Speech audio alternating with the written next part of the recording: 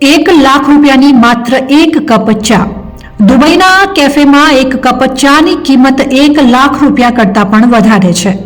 હકીકતમાં આ ચાને શુદ્ધ ચાંદીના કપમાં પીરસવામાં આવે છે અને તેના પર 24 કેરેટ શુદ્ધ ગોલ્ડનું વરખ હોય છે। સૌથી ખાસ વાત એ છે કે આ ચા જે કેફેમાં વેચાય છે તેના ઓનર ઇન્ડિયન છે। આ ચાનું નામ છે ગોલ્ડ કડક ટી, જે મળે છે દુબઈમાં GIFCના એમિરેટ્સ ફાઇનાન્શિયલ ટાવર્સમાં આવેલ બોહો કેફેમાં।